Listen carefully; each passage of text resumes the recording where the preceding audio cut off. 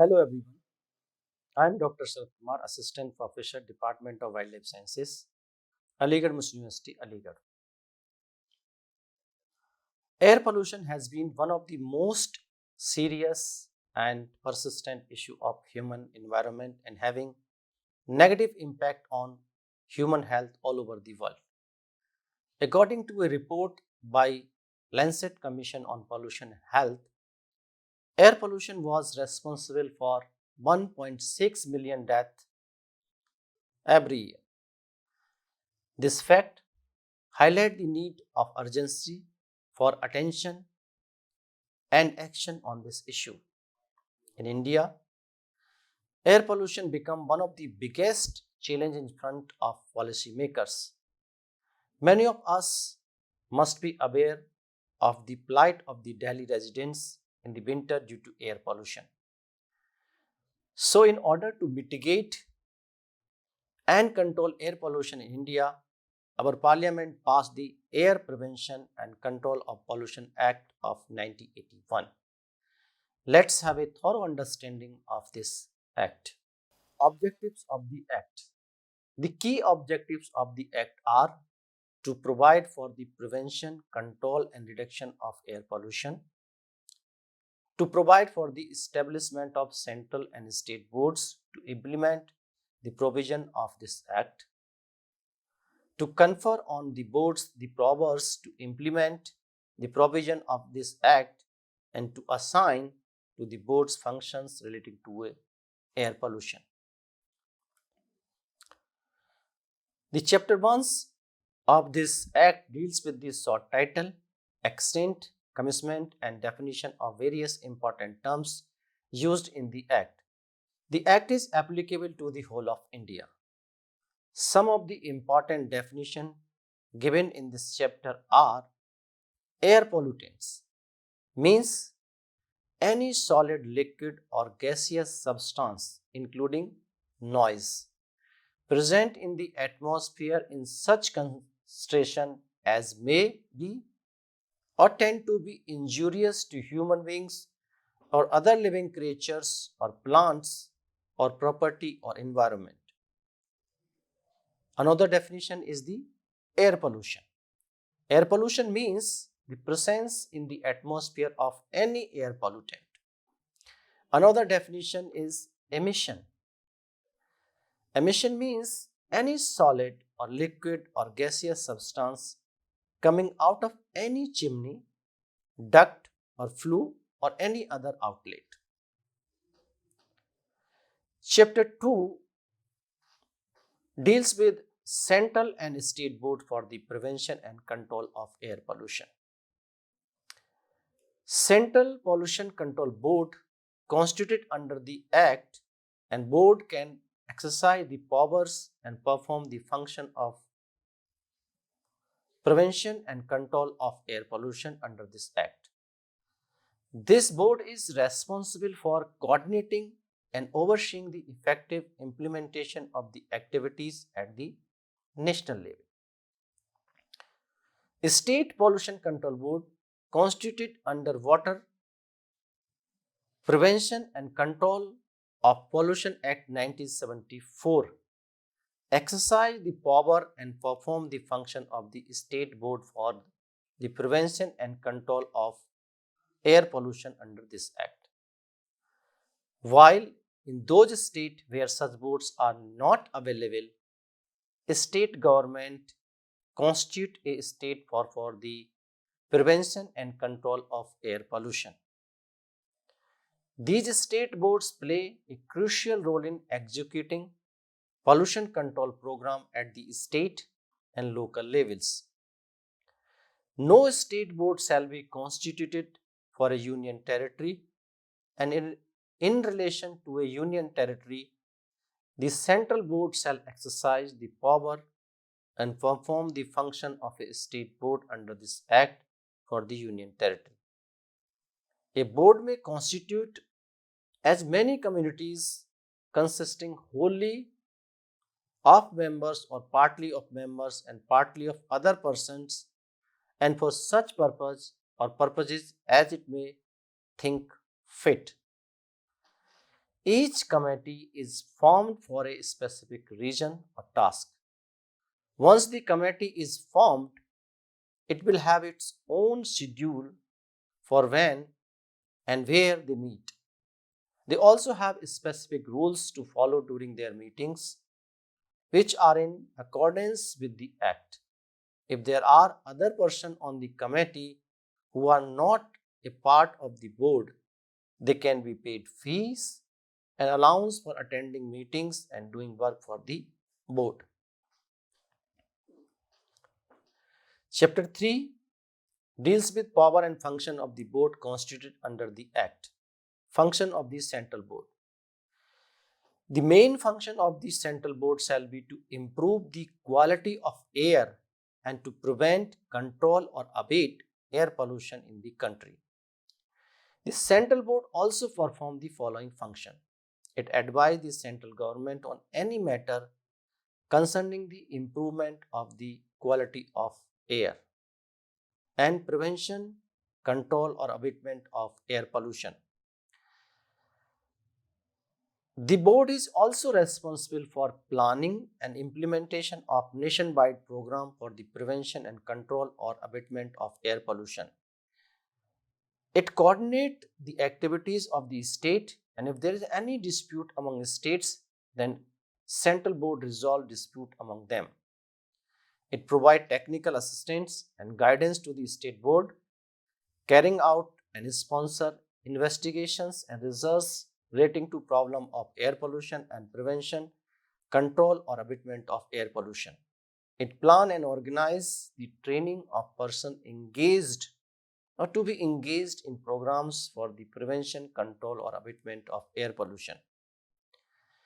It organize thorough mass media and comprehensive program regarding the prevention, control or abatement of air pollution.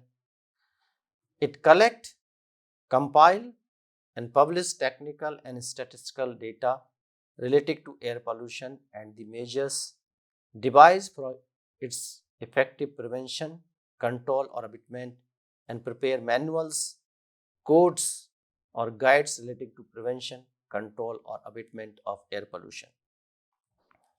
It lay down a standard for the quality of air. It collect and disseminate information in respect of matters relating to air pollution. The central board may also establish or recognize laboratories to conduct the analysis of the samples collected. Functions of state boards. State boards perform the following functions. State boards plan a comprehensive program for the prevention, control or abatement of air pollution and to secure the execution. It advises the state government on any matter concerning the prevention, control or abatement of air pollution. It collects and disseminates information relating to air pollution. It collaborates with the central board in organizing the training of persons engaged or to be engaged in programs relating to prevention, control or abatement of air pollution and to organize mass education program. It inspects at all reasonable times any control equipment, industrial plant or manufacturing process and to give by order such direction to such person as it may consider necessary to take steps for the prevention, control or abatement of air pollution. Inspect air pollution control areas at such interval as it may think necessary, assess the quality of air therein and take step for the prevention, control or abatement of air pollution in such areas. It lay down in consultation with the central boards and having regard to the standards for the quality of air laid down by the central board, standards for emission of air pollutant into the atmosphere from industrial plants and atmosphere and automobiles or for the discharge of any air pollutant into the atmosphere from any other source whatsoever not being a ship or an aircraft. It advises state government with respect to suitability of any premises or location for carrying on any industry which is likely to cause air pollution. State boards may also establish or recognize a laboratory or laboratories to enable the state board to perform its function efficiently. The chapter 4 deals with prevention and control of air pollution. The state government, after consulting the state board, may declare an area within the state as an air pollution control areas. The state government may also order for the extension or reduction of an air pollution control area, or may even merge one or more areas to make new pollution control area or any parts or parts thereof. The state government, after consulting the state board, may prohibit the use of any fuel or any appliance that may cause or is likely to cause air pollution. The state government may also prohibit the burning of any material which is not a fuel if it cause or likely to cause air pollution. This is also done after consultation with the respective state boards. A state government may, after consulting the state board, issue instruction to the authority responsible for the registration of vehicles under the Motor Vehicle Act 1939, and such authority shall be bound to follow these instructions. This is done to ensure that the standards of emission prescribed under section 17(1)(g) are complied with. The chapter also states that no person shall, without the previous consent of the state board, establish or operate any industrial plant in an air pollution control area. It also said that no person operating any industrial plant in any air pollution control area shall discharge or cause or permit to be discharged the emission of any air pollutant in excess of the standards laid down by the state board. If boards believe that there is an excess emission being caused by a person running an industrial plant in any air pollution control area, then the board can make an application before the court to restrain him from doing the same. For implementation of its function, a state board or any person empowered under it shall have the power to call the person operating such plants or control equipment and can ask for the information regarding the type of air pollutant and the amount of emission released by such plant or equipments. Under this chapter, a person authorized by the state board shall have the power to gain entry into any place for carrying out the performance of any of the function assigned to him. He may examine and inspect any control equipment, industrial plant, record, register, or any other document or object, any place which he has reason to be believed was used for the commission of an offense under this act. For monitoring purpose, person authorized by the state board can have samples of air or emission from any chimney, flue, duct, or any outlets as prescribed in this act.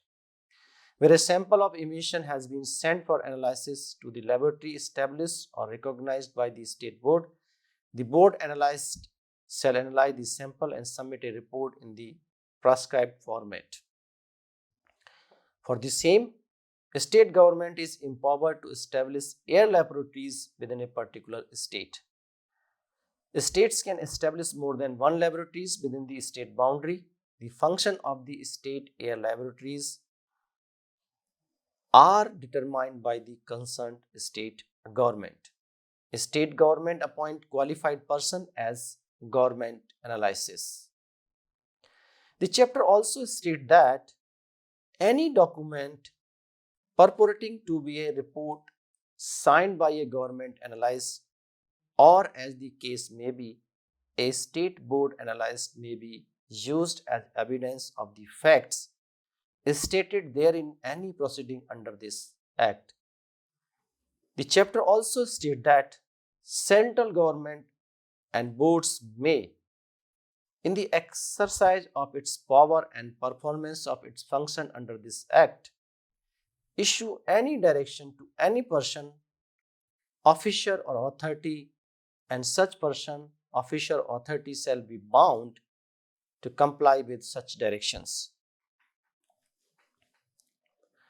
Chapter 5 deals with fund, account, and audit of the expenditure done by the boards.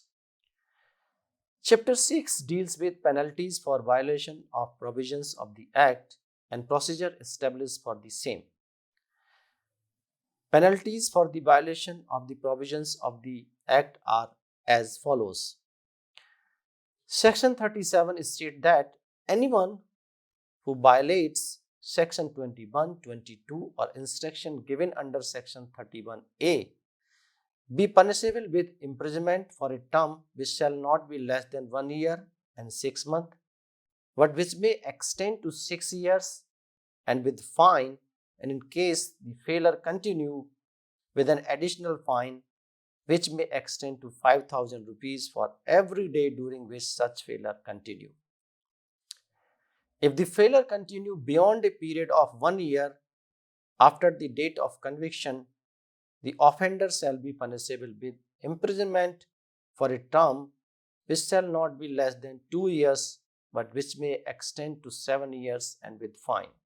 Section 38 includes penalties for removing, defacing, or destroying any pillar, post, stake, or notice fixed on the ground by the state board, and obstructing any person acting on the board's order from exercising their powers and functions, and shall be punishable with imprisonment for a term which may extend to 3 months, or with fine which may extend to 10,000 rupees, or with both. Section 39 states that any order or direction that has been disregarded and for which the act contains no punishment is subject to a 3-month imprisonment or a fine of 3,000 rupees, or both. If failure continues, there shall be a fine of an additional 5,000 rupees every day. Section 40 talks about penalties for offense by companies and state that every person who is directly in charge of the company, who was accountable to the company for the conduct of its business as well as the company itself, shall be deemed guilty if a company commit an offense.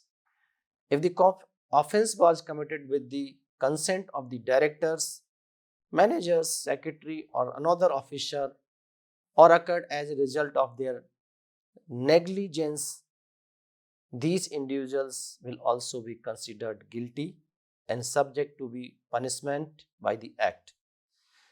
Section 41 talks about penalties for offense by government department and state that if offense is committed by government department, the head of any department is subject to legal action and punishment for the offense. Procedures. So this act also provides the protection to the people who involved in the investigation of the cases, and state that there is no action taken in good faith, and state that no suit, prosecution, or another legal proceeding shall be lie against the government or any officer of the government or any member, employee, or officer of the board where the actions are done by such body or persons are done or intended to be done in good faith in pursuance of this act. The act also states that the courts shall take cognizance of only those offences where the complaint is made by a board or any officer authorized under it, or any person who has given notice of not less than 60 days of the alleged offence and is intention to make a complaint to the board or an officer authorized by it. It also states that all members, officers, and other employees of the board shall be deemed to be acting as public servant. The Act also said that central board shall provide information in the form of data, statistics, reports, or another form of information, etc. to the central government, and the state board shall also provide information in these forms both to the central boards and the state government. The Act also talk about bar of jurisdiction and state that no civil court shall have jurisdiction in any matter in which an appellate authority formed under this Act is empowered by this Act to decide, nor should an injunction be granted in respect of any action taken under the pursuance of the powers of this Act. Chapter 7 deals with miscellaneous subject of the Act. It is stated that every state pollution control board must keep a register. This register includes information about people who have been given permission under Section 21. It also notes the emission standards set by the board for each of these permission. The Act also states that this Act has higher authority and overriding effect. Section 53 of this Act empowers central government to make rules in consultation with the central board on the various issues related with maintenance of air quality. Section 54 of this Act empowers state government to make rules on the various issues related with maintenance of the air quality. Another act which is enacted for the conservation of the environment is the National Environmental Tribunal Act of 1995. So, it is an act to provide for strict liability for damage arising out of any accident occurring while handling any hazardous substance or and for the establishment of a National Environment Tribunal for effective and expeditious disposal of cases arising from such accident with a view to giving relief and compensation for damage to persons, property and the environment, and for matters connected therewith or incidental thereto.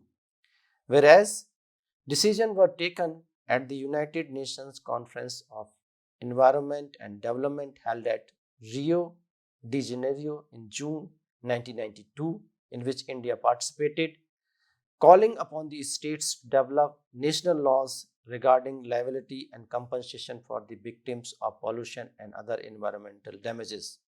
And whereas it is considered expedient to implement the decision of the aforesaid conference so far as they relate to the protection of environment and payment of compensation for damage to person, property and the environment while handling hazardous substances.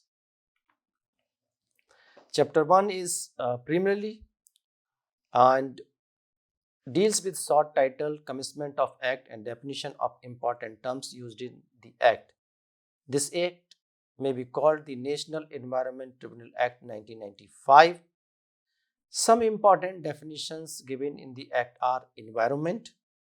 Environment includes water, air and land and the interrelationship which exists among and between water, air and land and human beings, other living creatures, plants, microorganisms and property. Hazardous substance mean any substance or preparation which is defined as hazardous substance in the Environment Protection Act 1986 and exceeding such quantity as specified by the central government under the Public Liability Insurance Act 1991.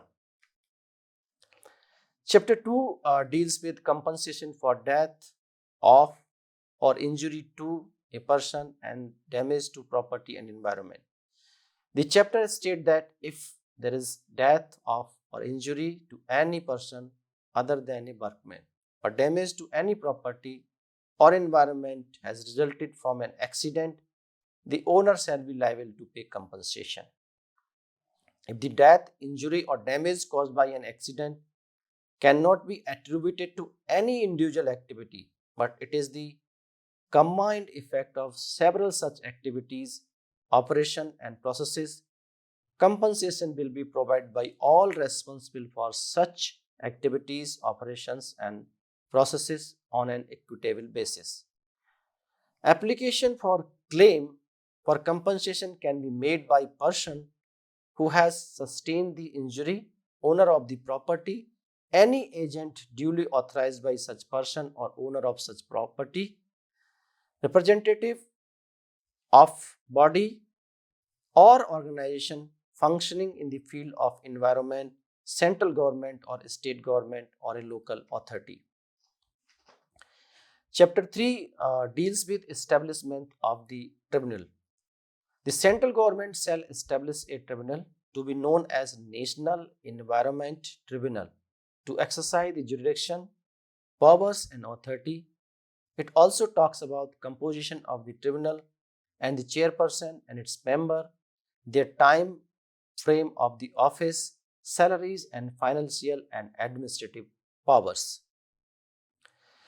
Chapter 4 deals with jurisdictions and proceedings of the tribunal. The Act states that no court or other authority except the tribunal shall have or be entitled to exercise any jurisdiction, powers, or authority to entertain any application or action for any claim for compensation which may entertained or dealt with by the tribunal.